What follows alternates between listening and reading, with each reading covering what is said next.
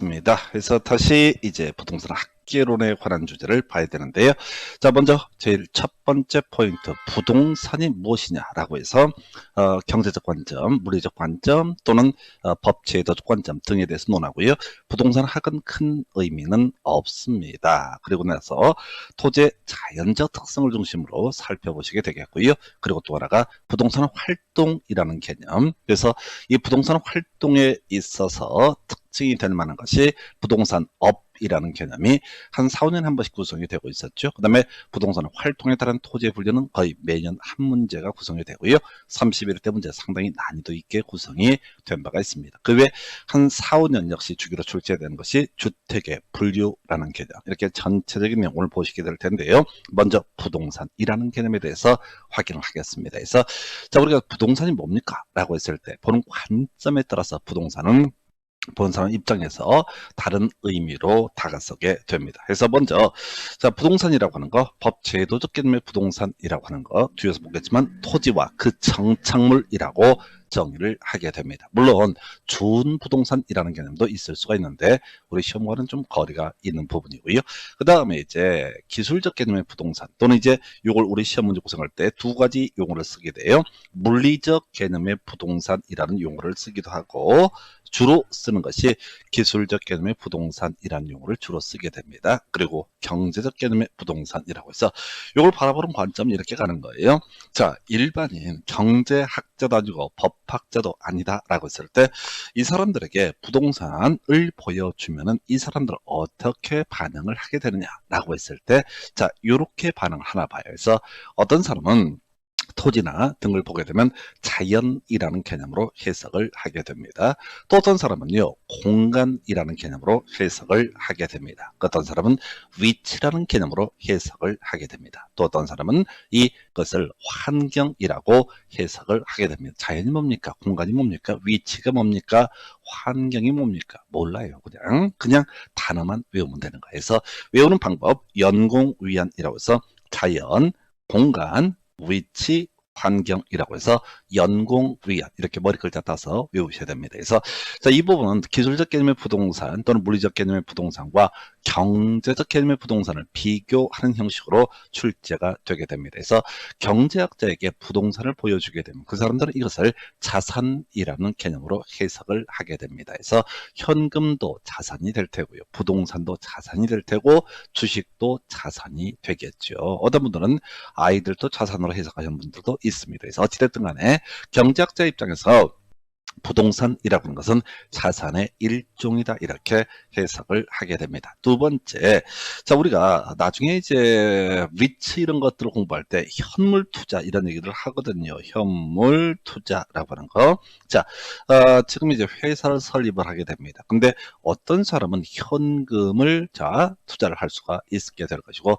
어떤 사람은 부동산을 투자를 할 수도 있겠죠. 그래서 현금과 부동산의 결합이 돼서 하나의 회사가 설립이 될 수가 있겠다. 그래서 현금은 당연히 자본의 일종이 될 겁니다. 그런데 부동산도 보는 관점에 따라서 자본으로서의 성격도 가지고 있다. 이렇게 해석을 하게 됩니다. 한편 경제학자 입장에서 부동산이라고 하는 것은 생산 요소의 일종으로 해석을 하게 됩니다. 그래서 자, 우리가 토지 위에 공장을 짓고 이렇게 올라가는 거죠. 토지 위에 아파트는 물건을 지어 올릴 수가 있습니다. 그래서 자, 토지와 같은 이런 것 부동산은 바로 생산 요소의 일종이 되게 된다라고 할 거, 이렇게 볼 수 있겠고요. 한편 자, 토지라고 하는 것들 뭐 건물도 마찬가지지만 사고 팔잖아요. 그래서 가지고 있으면 좋잖아요. 소비재 혹은 상품으로서의 성격을 가지고 있다. 그래서 시험 문제를 구성할 때는 기술적 개념의 부동산과 경제적 개념의 부동산을 비교하는 형식으로 시험 문제가 출제가 이루어지게 됩니다. 그래서 여러분이 암기하실 것은 기술적 개념의 부동산에는 연공위안, 자연, 공간, 위치, 환경이라는 네 가지 개념밖에 없다. 문제 낼 때는 이거 섞어서 내거나 이걸 다 깔아버리고 자, 이 기술적 개념의 부동산과 경제적 개념의 부동산을 올바르게 연결하죠. 이런 식의 문제가 구성이 된 바가 있습니다. 그래서 연공위안이라고 하는 거, 자산자본, 생산요소, 소비재 이렇게 구분을 하게 됩니다. 그래서 요거 경제적 개념의 부동산을 외우려고 하지 마시고 그저 연공위안이라고 하는 것은 기술적 개념의 부동산 부동산에 해당이 된다. 그래서 이게 한 문제짜리예요. 그리고 또 다른 한 문제짜리가 법 제도적 개념의 부동산이라고 하는 것이 나오게 됩니다. 그래서 자, 법 제도적 개념의 부동산, 법에서 부동산은 뭐냐? 민법에서 부동산이라고 하는 것은 토지와 정착물로, 토지 정착물로 해석을 하게 됩니다. 그래서 자, 법에서는, 민법에서는 토지와 토지의 그 정착물을 가리켜서 바로 부동산이라고 논의를 하게 됩니다. 자, 한편 동산, 부동산에 대응하는 개념, 민법에 있어서 부동산에 대응하는 개념이 뭐가 있냐면 동산이라는 개념이 있게 됩니다. 동산이라는 건 움직일 수 있다라는 의미고 안일 부자죠. 해서 움직이지 않는 재화를 가리켜서 부동산이라고 부르게 됩니다. 물론 이 파트에서 출제 포인트는 토지의 정착물이라고 하는 것을 두 개로 분류할 수 있습니다. 토지에 종속된 정착물이라는 개념이 있고 토지로부터 독립된 정착물이라는 개념, 크게 두 개로 대별해 볼 수가 있습니다. 그래서 이 토지에 종속된 정착물이라는 개념은 나중에 돌담 국어 등의 예시가 되는데 땅을 사고 팔게 되면 같이 무조건 따라다니게 되는 것을 가리켜서 바로 토지에 종속된 정착물이라고 부르게 될 테고 한편 토지로부터 독립된 정착물이라고 하는 것은 토지 사고 파는 것과 별개의 문제로 그 정착물만을 사고 팔 수 있는 것을 가리켜서 토지로부터 독립된 정착물이라고 부르죠. 그래서 여기 29회 땐가는 토지로부터 독립된 정착물은 존재하지 않는다. 뭐 이런 식의 문제도 구성이 된 바가 있습니다. 그래서 자, 다시 갑시다. 자, 법에 있어서 적인 관점에 있어서 부동산이라고 하는 것은 토지와 그 정착물로 대별해 볼 수가 있겠다. 그리고 토지 정착물이라고 하는 것은 좀 이따 자세히 볼 거예요. 토지에 종속된 정착물하고요. 토지로부터 독립된 정착물 두 개로 대별해 볼 수가 있습니다. 한편 자, 준부동산이라고 하는 개념 설명은 드리긴 하는데 이 중에서 등기된 임목, 공장재단, 광업재단까지는 사실 알고 있어야 돼요. 요건 나중에 공인중개사법에 있어서 중개대상물이라는 개념 을 논할 때도 필요한 지식입니다. 그래서 자, 이 준부동산이라고 하는 개념은 원칙은 원래 출발점은 동산이긴 하지만은 등기나 등록 등의 방법을 통해서 그 권리를 외부에 공시할 수 있어서 마치 부동산처럼 취급할 수 있는 것을 가리켜서 준부동산이라고 부릅니다. 자, 한번 생각을 해볼까요? 토지 가지고 있습니다. 이 토지 소유권을 담보로 해서 돈을 빌리고 자, 돈 안 갚게 되면은 경매 붙여라 라고 하는 것을 저당권이라고 민법 성불 하시게 될 겁니다. 그래서 토지에 대해서 저당권 설정할 수 있습니다. 자, 근데 등기된 임목 또는 공장재단, 광업재단을 담보로 해서 돈을 빌리고 저당권 설정할 수 있게 됩니다. 그래서 등기된 임목은 뭐냐라고 했을 때 나무를요, 자, 소유권 보존 등기라고 하는 것을 하게 됩니다. 그래서 어떤 토지 위에 나무들이 자라. 그러면 소위 이제 임목에 관한 법률이라고 하는 것을 통해서 일정한 요건을 갖추면 이 나무만을 토지 소유권과 별개 재산으로 등기를 하게 됩니다. 그래서 이걸 등기된 임목이라고 부르게 됩니다. 자, 그리고 공장재단, 광업재단 듣고 버릴 거야.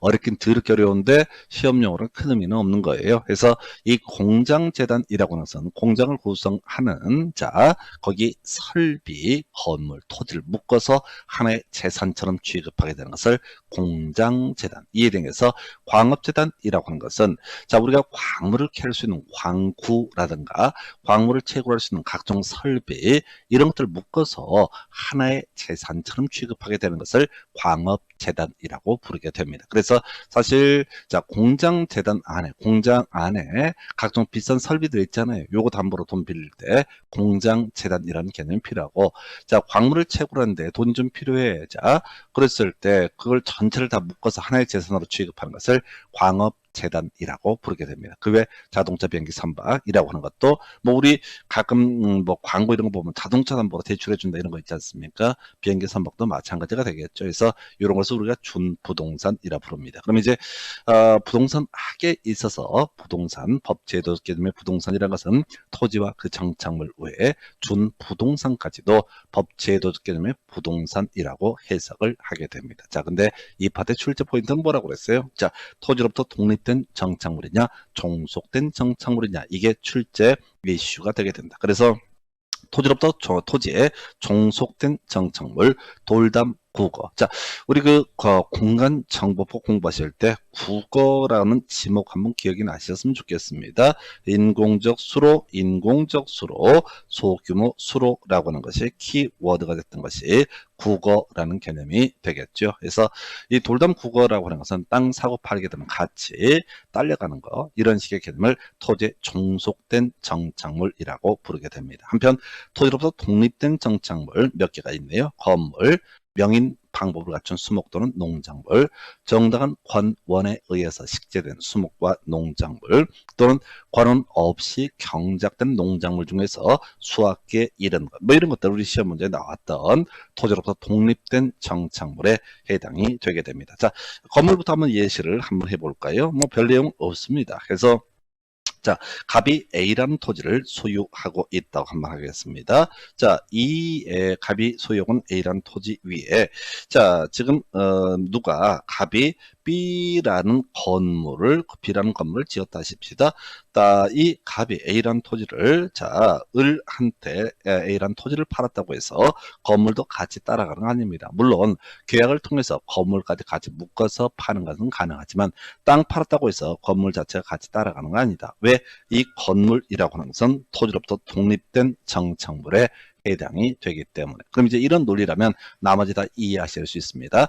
자, 갑이 A라는 토지를 소유하고 있습니다. 자, 이 A라는 토지를 소유하고 있는데 이 위에, 자, 나무가 있어요. 수목이 있다 하십시다. 또는 농작물이 있다 하십시다. 그래서 수목이나 농작물은 뒤에 변수가 몇 개가 있지만은 특별한 아무 얘기를 하지 않게 되면 당연히 갑의 소유가 되게 됩니다. 이걸 우리 민법에서는 부합이라는 용어를 쓰게 돼요. 자, 그런데 자, 이 수목 부분에 대해서 플랜카드를 붙여서 이 수목의 소유권은 예를 들어서 을에게 있다라고 외부에 공시 발표를 하게 됩니다. 플랜카드 생각하시면 돼요. 또 농작물에 대해서 이건 병한테 소유권이 있다라는 식으로 이렇게 공시가 되는 거예요. 이걸 우리가 명인 방법을 갖춘 수목 또는 농작물.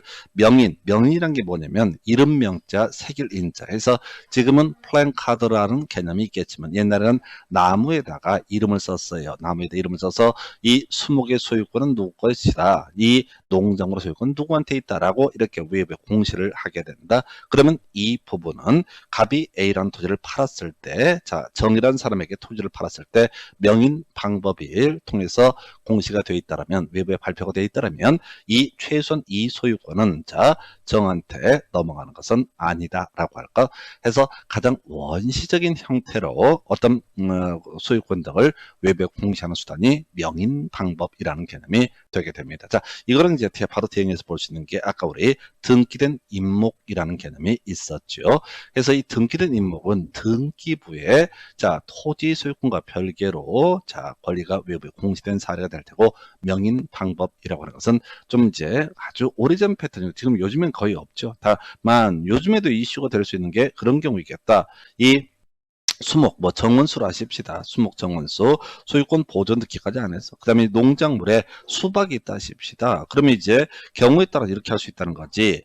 자, 을이라는 사람이 땅을 사진 않는데 이 정원수를 사기로 매매 계약을 체결하게 됩니다. 그리고 나서 혹시 잘 모르는 사람이 이 나무를 훔쳐가거나 등등등을 막기 위해서 이 앞에서 플랜카드를 붙여서 이것은 을의 것이다 라고 공시가 되게 되면 갑이 그 사이에 정한테 이 A라는 토지를 팔았다라고 할지라도 최소한 이 수목의 소유권은 누구한테? 을에게 그대로 남아있게 된다. 자, 농작물도 마찬가지. 자, 우리가 수박밭에 대해서 중간 도매상이라고 부르나요? 이런 중간 유통하시는 분들이 밭대기라고 부릅니다. 아예 수박만 사는 경우가 있단 말이야. 수확기 이런 수박 등을. 그래서 이런 경우 명인방법 플랜카드를 붙이게 되면 토지 소유권과 별개 문제로 독자적인 소유권 등이 인정이 되게 된다라고 할까. 한편 좀 어려울 수도 있고 나중에 민법 공부를 하면 좀 쉽게 접근할 수 있는 것이 정당한 관원에 의해서 식재된 수목이나 농작물 이렇게 되어 있습니다. 그래서 자, 이건 어떤 경우냐면 갑이라는 사람이 이 A라는 토지를 소유하고 있는 상태입니다. 자, 그런데 을이라는 사람, 좀 우리 쉬운 거 가볼까요? 우리 민법에서 임대차 이런 공부하셨죠? 임차인이 을이 임차인에 해당이 된다. 그래서 을이 여기다가 자 지금 뭐를 수목이라든가 농작물을 재배를 하게 됩니다. 그러면 갑이 병한테 이 땅을 팔았다고 해서 병이 같이 수목이나 농작물을 권을 취득하는 것은 아니죠. 그래서 이렇게 임차권과 같은 정당한 권원에 의해서 식재된 수목이나 농작물은 그 정당한 권원을 가진 자가 소유권을 가지게 된다. 그래서 토지 소유권과 분리될 수 있다. 이런 식의 얘기. 그다음 민법에서 한 번씩 문제 나왔던 게 이게 있었죠. 정당한 권한 없이 경작되는 농작물 중 수확기 이런 거. 자, 그럼 이건 단계를 가서 한번 살펴보도록 하겠습니다. 자, 어떤 토지 소유자, 갑이 X 토지의 소유권을 가지고 있는 상태다. 을이 무단으로 여기다가 배추를 심게 된다. 그러면 이제 정당한 권원 없이 경작되는 농작물이기 때문에 기본적으로 이 배추의 소유권이라고 하는 것은 갑의 소유가 되게 됩니다. 이걸 우리가 민법에서 부합이라고 부르게 됩니다. 그래서 내가 땅 갖고 있는데 거기 이제 산삼씨를 새가 먹었다 하십시다. 그래서 배설하면서 산삼씨가 있어 자라서 산삼이 자란다. 그러면 특별한 사정이 없으면은 이 토지 소유자가 산삼의 소유권을 가지게 됩니다. 자, 아무 권한 없는 사람이 배추를 심었습니다. 그러면 원칙적으로 이때는 부합의 문제가 발생하기 때문에 이때 배추의 소유권 누구한테? 토지 소유자에게 귀속되게 됩니다. 자, 그래서 이런 부합이라는 개념을 인정하다 보니까 어떤 경우가 발생하냐면 갑이라는 사람이 자신의 토지를 가지고 있는데 또 이 토지도 아무 경작도 안 해요. 그래서 을이라는 사람이 배추를 심게 됩니다. 멀리서 봤어. 나이스. 왜? 자기가 배추를 심지 않아도 나에게 배추 소유권이 인정되게 된다. 이걸 우리가 민법에서 부합이라고 설명을 드린 바가 있습니다. 자, 그래서 매우 기뻐하고 있는 와중입니다. 그래서 을이 이제 배추에 온갖 정성을 다해서 물론 자기 땅은 아니지만 여기다가 배추를 다 키워서 수확기에 이르게 됩니다. 그때쯤에서 갑이라는 사람이 짠 하고 나타나서 내가 부합이라는 개념에 대해서 설명해 주겠다. 부합이라고 하는 거, 토지 소유자가 설령 자기가 농작물을 재배하지 않았더라도 이 경작한 사람이 정당한 권원 없이 경작을 하게 되면, 아까 우리 정당한 권원에 의해서 식재된 수목이나 농작물은 정당한 권원을 가진 자가 소유권을 가진다고 그랬습니다. 토지로서 독립된 정착물이기 때문에. 자, 그런데 이때 정당한 권원 없이 경작된 농작물이다. 그러면 이때는 원칙적으로 갑소유, 토지 소유자 것이 된다. 이게 부합의 개념이라고 그랬어요. 그래서 칼부림 나겠지. 아식 이럴 줄 알았으면 미리 얘기를 했으면 서로 좋잖아. 네, 이제 저 뜨거운 날 또는 가뭄 들었을 때 물 줘가면서 어렵게 배추 키웠더니만 짠하고 나타나서 다 이게 너무한 것 같아. 설령 그 사람한테 토지 소유권이 있다고 할지라도 해서 내가 땅을 이용한 부분에 대해서는 부당이득에 해당이 되니까 그걸 토해내는 건 별개의 문제로 이게 너무한 거 아니냐. 그래서 우리 판례에서는 정당 권원 없이 경작되는 농작물 중에서 수확기 이런 것은 경작자가 소유권을 갖게 된다. 즉 토지 소유권에 부합하지 않는다라고 이렇게 얘기를 하게 됩니다. 그래서 이 정도가 토지로부터 독립된 정착물, 건물, 명인 방법을 갖춘 수목 또는 농작물 또는 정당한 권원에 의해서 식재된 수목이나 농작물, 정당한 권은 없이 식재된 농작물, 경작된 농작물, 수목은 아닙니다. 농작물 중 수확계 이런 것들은 토지로부터 독립된 정착물에 해당이 된다. 자, 무슨 얘기하고 있죠? 지금 부동산에 대해서 설명을 드리고 있습니다. 자, 부동산 학이라는 것은 뒤에 보겠지만 소위 종합과학으로서 성격을 가지고 있습니다. 법학이라든가 경제학이라든가 또는 이제 수많은 학문들을 짬뽕을 해놓은 것이 부동산 학이라는 개념. 그래서 뒤에서 보겠지만 부동산학은 종합과학이다라는 표현을 쓰게 됩니다. 이런 것들은 너무 유치하기 때문에 너무 감사한 지문이죠. 어찌됐든 간에 시험용고 접근할 때 기술적 개념의 부동산과 경제적 개념의 부동산을 비교하는 게 한 문제짜리. 그래서 연공비안이라고 하는 것은 기술적 또는 물리적 개념의 부동산에 해당이 될 테고 자산, 자본, 생산요소, 소비재라고 하는 것은 바로 경제적 개념의 부동산에 해당이 되게 됩니다. 비교하는 게 한 문제짜리. 두 번째, 자, 법 제도적 개념의 부동산이라는 것은 토지, 그 다음에 토지 정착물, 그 다음에 준부동산 등을 들 수가 있는데, 이 토지 정착물이라고 하는 것은 종속된 정착물, 돌담국어처럼, 그 다음에 토지로부터 독립된 정착물에 대해서 아마 이제 이 학기론 공부하실 때 좀 힘든 파트가, 연공이어는 깊이 볼 것도 없어. 그냥 쉬운 거는 쉽게 풀면 되는 거야. 그리고 이 토지로부터 독립된 정착물, 이 개념이 조금 어려울 수 있습니다. 어려워 정상이지. 왜? 민법의 부합이라는 개념. 요건 이제 물권법, 민법 중에서 물권법이 파트에서 공부할 내용을 미리 땡겨서 보고 있습니다. 그래서 어찌됐든 자, 이렇게 해서 부동산의 개념 세 가지 관점에서 해석한다. 바로 이어서 검토드릴 주제, 부동산 학이라고 하는 거. 아까 부동산이라고 하는 것은 법적 관점, 경제적 관점, 기술적 관점, 이렇게 세 가지였어요. 부동산 학은요, 예, 그래서 바로 종합과학으로서의 성격을 가지고 있다라고 해서, 자, 어렵지 않습니다. 그 다음에 이제 우리 시험에 19회 때 한번 구성이 됐던 것이 응용과학이라는 개념이 문제가 됐습니다. 그래서 응용과학이라고 하는 것은, 자, 지금 부동산과 관련된 각종의 문제, 뭐 땅값이 너무 비싸다든가, 주택 공급량이 부족해서 수요에 비해서 공급이 딸린다든가, 뭐 이런 것들을 부동산 문제의 원인이라고 하는 거, 그리고 이것에 대한 해결 방안, 바로 현실적인 학문, 이걸 우리가 응용과학이라고 얘기를 하게 됩니다.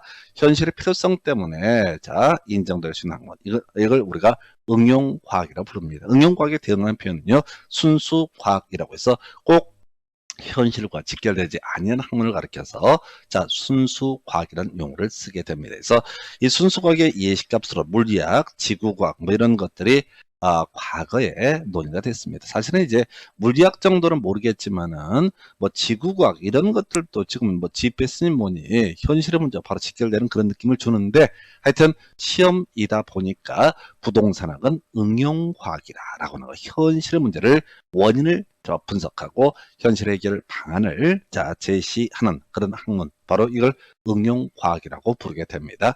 자, 그 다음에 거의 구성안 되는데 경험과학으로서의 성격을 가지고 있다라고 하는 거. 자, 지금 땅값이 뜨더라, 집값이 뜨더라 라고 하는 거, 있는 그대로를 분석해가는 학문, 이걸 우리가 경험과학이라고 부르게 됩니다. 자, 이에 비해서 규범과학이라는 표현이 있어요. 이건 이제 설명을 드릴까 하다가 좀 애매해, 몰라도 되는 건데, 하여튼 규범과학은 뭐 철학이라든가 자 윤리학 뭐 이런 것을 가리켜서 뭐라고 한다, 바로 규범과학이라고 부르게 됩니다. 그래서 현실이 어쩌고 저쩌고를 떠나서 이렇게 살아야 돼 라는 식의 개념을 가리켜서 규범과학이다. 그래서 결과적으로 부동산학이라는 것은 종합과학으로서의 성격, 그다음에 응용과학으로서의 성격, 그 다음에 경험과학으로서의 성격을 가지고 있다. 그래서 이 중에서 응용과학 19회 때 한번 출제 쟁점, 부동산학은 점점점 순수과학의 일종이다, 이런 식으로 해서 틀리게 해서 답을 뽑아냈던 바가 있습니다. 종합과학은 사실 좀 자주 나오지만 답은 아닌 지문이 되게 돼요. 이건 틀리게 될 수도 없거든. 그래서 그 정도까지.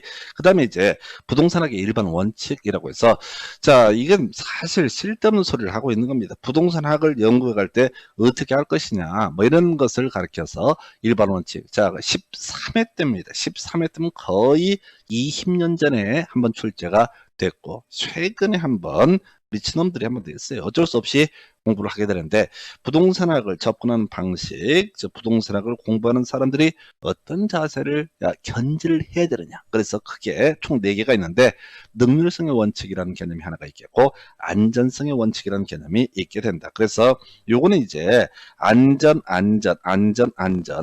대응하는 개념 사고 되겠습니다. 사고에 대비해서 안전을 고려해야 돼서 이게 무슨 말인지 큰 의미가 없어요. 말 자체가 안 돼. 13회 때 나오고 거의 안 나왔다는 얘기는 이게 아주 오래전 단어들이야. 그래서 이런 키워드, 안전성의 원칙이란 말 나오면 다 사고 나와야 된다. 안전성의 원칙이란 말 나오면 다 사고라는 표현이 나와야 된다. 그 정도까지 최근에 한번 구성이 됐는데, 이런 문제는 사실 버려야 될 문제입니다. 그래서 제가 정말 한 16년 정도의 기출문제 분석을 했고요. 그 다음에 그 중에 100% 하지 않습니다. 매년 1년에 한 2-3문제씩 버립니다. 그럼 너무 많이 버리는 게 아니에요. 어차피 이건 개나 소나 아무도 못 푸는 문제야. 출제위원도 문제 확 던져주면 못 풀 거예요. 그래서 이런 것은 버려야 될 문제가 될 텐데, 어찌됐든 처음부터 버리는 버린다고 얘기하면 나중에 문제 풀다 이거 막히는데 학원 강사도 틀린 문제니까 신경 쓸 필요 없어요. 자, 우리가 학계론에서는 만점이 80점입니다. 자, 그 이상은 맞아봤자 실점 짓거리예요. 어찌됐든 80점이 만점. 그러면 어려운 것들. 자, 민법, 자, 보십시다. 학교는 90점 맞으면 뭐해? 민법에서 만약 40점이 나왔다라고 한번 전제 보십시다. 그럼 두 개 130점 나누면 65점 되나요? 이렇게 맞출 필요가 없다는 거지. 어차피 학계론이 됐든 민법이 됐든, 자, 맞출 수 있는 문제가 아니라 맞춰서 효력이 있는 부분은 딱 몇 점? 80점까지면 의미가 있습니다. 그러면 1년에 서너 문제는 아예 손을 못 대는 문제 던져주니까 버리는 거예요. 그래서 다시 안전성의 원칙, 사고라고 하는 거, 안전성의 원칙 어떻다? 사고라고 하는 거. 요렇게 기억해 주시고 거의 의미 없습니다. 그래서 자, 이렇게 해서 부동산과 부동산 학에 관한 개념 보셨고 잠시 끌었다가요. 그 다음 주제 확인해 보도록 하겠습니다.